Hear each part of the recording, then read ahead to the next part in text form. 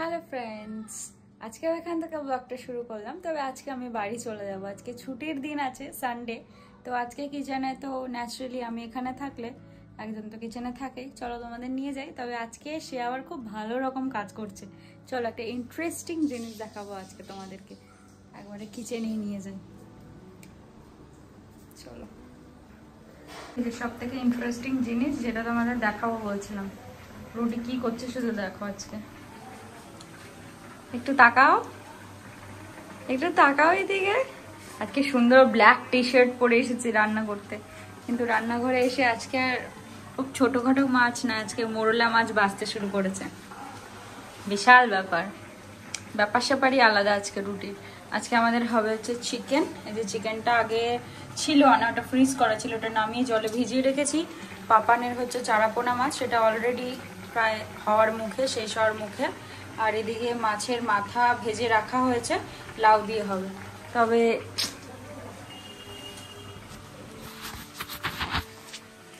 তবে আজকের ব্লগের হয়তো ক্যাপশন হতে পারে যে মোরলা মাছ ছাড়াচ্ছে মিস্টার রুডা সাহা, এরকম কিছু। তোর কেমন এক্সপিরিয়েন্স বল এর মোরলা মাছ ছাড়িয়ে? হ্যাঁ, প্রথম টাইম ছাড়াচ্ছিস, কেমন এক্সপিরিয়েন্স? একটু লোক সবাইকে দেখা, তুই কি কেমন করে ছাড়াচ্ছিস একটু দেখা।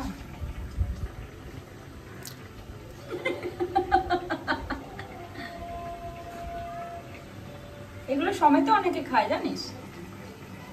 এখানে কর, এই দিকটায় কর, তাহলে বুঝতে পারবে সবাই। এবার যখন এখান থেকে কিছু বেরোচ্ছে না তখন বলে নপসি এটা থেকে তো কিছু বেরোচ্ছে না। না, একটা দিক থেকেই বেরোতে পারে, দুদিক থেকে কিছু বেরোয় না। এমন না দুদিক থেকে বেরোয়। তোর কিছু বলার আছে? ও এতক্ষণে 4টে না 5টা এরকম ছাড়িয়েছে, আর আমি এক সেকেন্ডে কতগুলো ছাড়িয়ে দিয়েছি। বললাম যে লাগবে না, আমি ছাড়িয়ে দিচ্ছি। ও কিছুতেই আমার কথা শুনবে না। তুই দাঁড়া, আমি ছাড়িয়ে দিচ্ছি। আসলে চিকেন রান্না করলে ওর মনটা কেমন হতে থাকে চিকেন রান্না করার জন্য। আজকে যেহেতু চিকেন হবে, তাই জন্য চিকেনটা ওই রান্না করবে। এবার সেই জন্য লাগিয়েছে। সবকিছুকে জোগাড় জান্তি করে দিতে হবে, ও শুধু খুন্তিটা নাড়বে আর তারপরে ক্রেডিট নেবে আমি রান্না করেছি, তাই না বল? হ্যাঁ, একটু এদিকে তাকা, একটু একটু এদিক ঘোর, একটু এদিক ঘোর। কালকে স্যালন যেতে বলেছিলাম অনেকবার, স্যালন গেলি না। এই সপ্তাহে আর যেতেও পারবি না, হয়ে গেল যাওয়া। আজকে একটা বিয়ে বাড়ির নিমন্ত্রণ আছে, কালকে যেখানে মাম্মাম আইবুড়ো ভাত খেতে গেছিল দেখলেই তো। কিন্তু আজকেও বিয়ে বাড়িটা যাবে না। বিয়ে বাড়ি গেলেই হয়ে যেত, ও যাবে না, পাপান মাম্মাম দুজনে যাবে। কিন্তু পাপান কিছু খাবে না। পাপান গিয়ে ওখান থেকে বিয়ে বাড়িতে যাবে। বিয়ে বাড়িতে একটু দেখা করে আসতে হবে, অনেকবার বলেছে তাদের বাড়ি থেকে যাদের বিয়ে আর কি, গিয়ে দেখা করে চলে আসবে। রুডিকে কতবার বলা হচ্ছে যে যা একটু ঘুরে আয়, একটু ঘুরে আয়। কি হয় ঘুরে আসলে? ছোটবেলার থেকে চেনাশোনা, তো ঘুরে আয়। ও কিছুতেই যাবে না। বলছে আমি বাইরে থেকে কিছু আনিয়ে খাইয়ে নেবো, বিরিয়ানি খেয়ে নেবো, কিছু করে নেবো, কিন্তু আমি যাবো না বিয়ে বাড়িতে। ও সে যার বাড়িতে বিয়ে, সে কতবার পর্যন্ত কালকে রিকোয়েস্ট করেছে যে সানি যেন আসে, মানে সানি, ওকে এখানে সবাই সানি বলে ডাকে, সানি যেন আসে, সানি যেন আসে না। তো ও আসবে না, ও যাবেই না। এই প্রথম টাইম বেচারা মোরলা মাছ ছাড়াচ্ছে। অ্যাকচুয়ালি অনেকদিন থেকে আমার ইচ্ছা ছিল না যে এরম ছোট কাচকি মোরলা দিয়ে ডাল দিয়ে খাবো। তো ডাল আজকে তো ওরম আমডাল করা পসিবল না, চিকেন হচ্ছে, আবার কি আমডাল হবে বলো?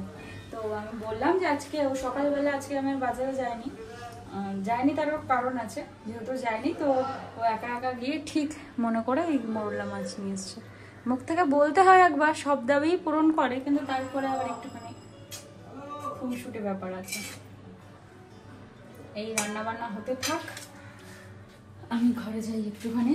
মামাম ওখানে লাউ কাটছে, লাউটাকে নিয়ে আসি। এখন প্রায় 7টা মতন বাজে, আমি আর রুডি বেরোলাম। আজ আর দুজনে ঘোরার জন্য বেরোয়নি, বাড়ি পৌঁছাতে হবে, অলরেডি লেট। 6টায় বেরোলে আমার সুবিধাই হতো, কিন্তু ঘড়ির কাঁটা তো আমাদের জন্য 1 ঘন্টা লেটে চলে। তাই এমন তাড়াহুড়োতে গাড়ি চালানো, কেন কি ট্রেন ধরতে হবে। এমনি এতটা লেট হয়ে গেছে যে বাড়িতে কোনো রকম ভিডিও বানাতে পারিনি। আর আজ যাই হয়ে যাক না কেন, আমাকে বাড়ি যেতেই হবে। মানে এখন থেকে প্রতি সপ্তাহে সানডেতে বাড়ি চলে আসতে হবে।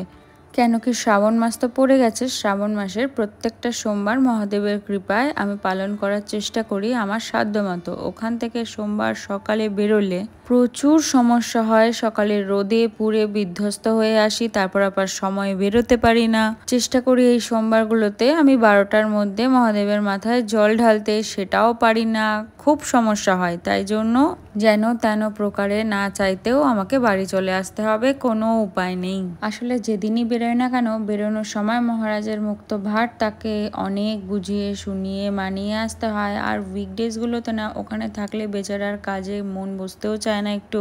এখন তো ম্যাক্সিমাম সময় ওয়ার্ক ফ্রম হোম, বাড়িতেই থেকে অফিস করে। আমি গিয়ে গিয়ে একটু ডিস্টার্বও করি, ওরও মিটিং শিটিং থাকে, ব্যস্ত থাকে রাত অবধি, সময়ও পায় না ঠিক মতন। তাই চলে আসার সিদ্ধান্তটাই আমার বেস্ট মনে হয়। গল্প করতে করতে স্টেশনে পৌঁছলাম, তবে কোনো সময় ফাঁকা পাওয়া যাবে না। এই স্টেশনটা সব সময় লোকে লোকারণ্য। কেউ হয়তো স্টেশনের দিকে যাচ্ছে দৌড়ে দৌড়ে রুদ্ধশ্বাসে ট্রেন ধরার জন্য, কেউ আবার স্টেশন থেকে বেরিয়ে এসছে ট্রেন থেকে গাড়ি ধরার জন্য। এমন সকাল থেকে রাত অবধি কন্টিনিউ চলতে থাকে। এখন গাড়িটাকে পার্ক করাতে নিয়ে যেতে হবে, এত ভিড়ের মধ্যে দিয়ে না গাড়ি নিয়ে পার্কিংয়ে পৌঁছাতে যে কি ভারী সমস্যা হয়। যাই হোক, আজ খুব একটা সমস্যা হয়নি। পার্কিংয়ের যে রাস্তাটা সেটা ঢুকে পড়তে পেরেছি খুব সহজে। আর শুধু এখন বলে না, রাতেও এরকম ভিড় থাকে। যতক্ষণ ট্রেন চলে ততক্ষণ এমন রাস্তাকে এখানে। যাই হোক, গাড়িটাকে নিজেদের জায়গায় পার্কিং করে আমাদেরও এই ট্রেন ধরার জন্য রুদ্ধশ্বাসে ছুটতে হবে। একটা কল্যাণী সীমান্ত আছে, জানি না ওটা পাবো বলে মনে হয় না।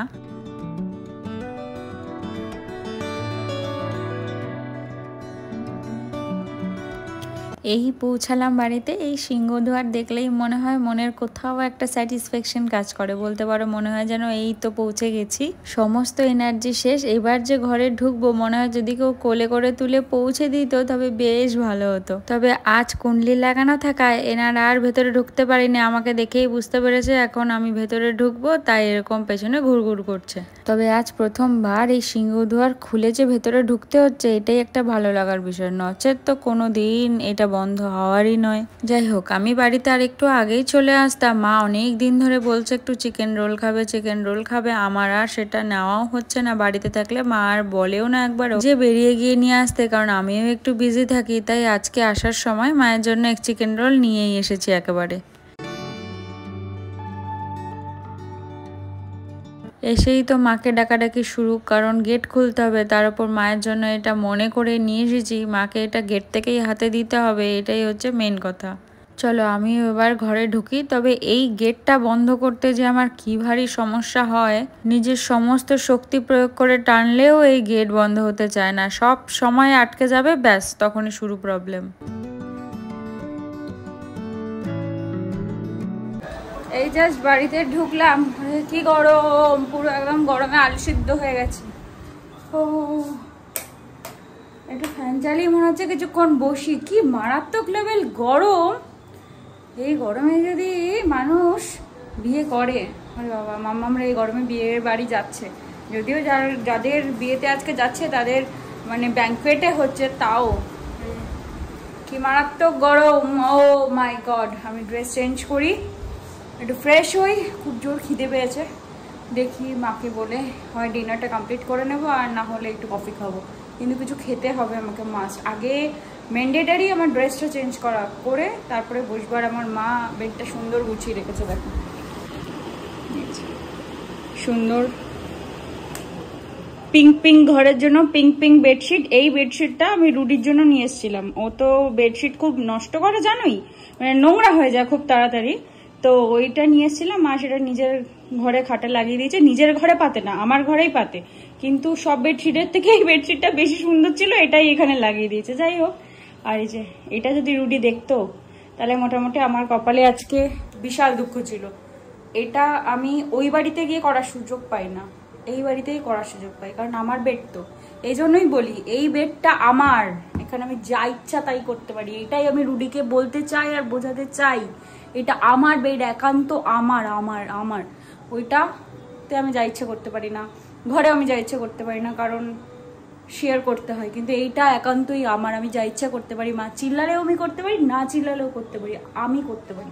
এটাই বলতে চাই, এই মেসেজটা তোর কাছে আমি পৌঁছাতে চাই।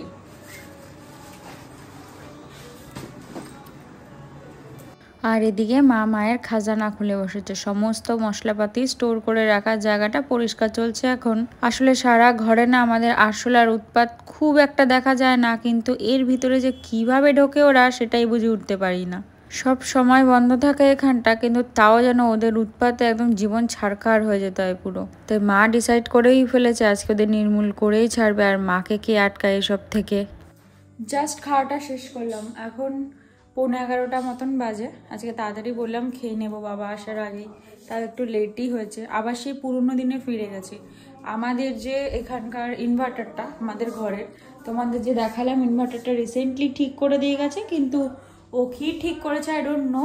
তখন তো ঠিক চলছিল, কিন্তু পুরো ব্ল্যাক সব আর কি চলে গেছে, কারেন্ট চলে গেছে, সব কিছু চলে গেছে, চারিদিকে পুরো অন্ধকার।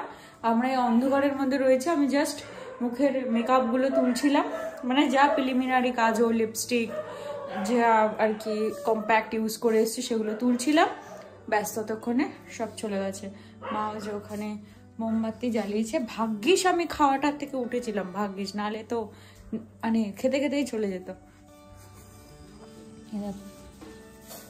এই একটা পিটপিটে মোমবাতি জ্বলছে, কারণ আমাদের তো ব্যাপারটা কি যে আমরা তো সেভাবেই হ্যাবিচুয়েটেড যে আমাদের ঘরে ইনভার্টার রয়েছে বা কিছু। এখন এই যে ফোনে ফ্ল্যাশ জ্বালিয়ে রেখে দিয়েছি আমি, কোনো অপশন নেই। মানে প্রবলেমটা হবে কি, আগে তো কারেন্ট গেলে বুঝতে পারতাম না, এবার বুঝতে পারবো যে কারেন্ট চলে গেলে, গরমের মধ্যে ঘন্টার পর ঘন্টা কারেন্ট চলে গেলে কি প্রবলেম হয়। না ঘুমিয়ে বসে থাকতে হবে জেগে। আশেপাশে সবার কাছ থেকে আগে শুনতাম যে কারেন্ট চলে গেলে কি প্রবলেমেটিক সিচুয়েশন সেটা ফেস করে, আমাদের তাই সেম। এই বাবা দোকান থেকে এসছে, এখন আবার সেটাকে টেস্ট করা হবে। কিন্তু সেদিন কিন্তু আমি না, এইরকমই আওয়াজ হচ্ছে, এরকম কেমন ভ করে আওয়াজ হচ্ছে। আগের দিনও তো সেরকম। হ্যাঁ ওটাই হচ্ছে। আবার কালকে ফোন করে ওনাকে ডাকবো। 900 টাকা নিয়ে গেছে। হ্যাঁ কানটা মুলে কি বলবো, মানে তাই তো বেকার বেকার আমরা এই ইনভার্টারের পেছনে মানে কয়েক মাসে 2 মাসের মধ্যে কমসে কম 5-6 হাজার টাকা দেওয়া হয়ে গেছে। যে ভাগ্যবশত কারেন্ট চলে এসছে, আমি জাস্ট মুখটা ধুয়ে এরকম উঠে আয়নার দিকে তাকিয়েছি, সামনে দেখি কারেন্ট নেই, চলে গেছে এরকম। যাই হোক ভাগ্যবশত কারেন্টটা দিয়ে দিয়েছে, কিন্তু প্রবলেম না একটাই যে আবার যদি চলে যায় তাহলে ওরকম গরমের মধ্যে ওটা দিয়ে আপনি আওয়াজ হবে। এখন দেন না, দেখি কি হয়। এখন তো দাও আই তো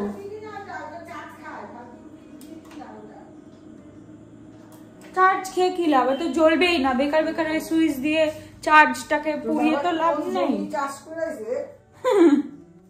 জমি চাষ করতেই গেছিল আজকে, পুরো প্যান্ট বয় নোংরা লাগিয়ে চিন্তা কর।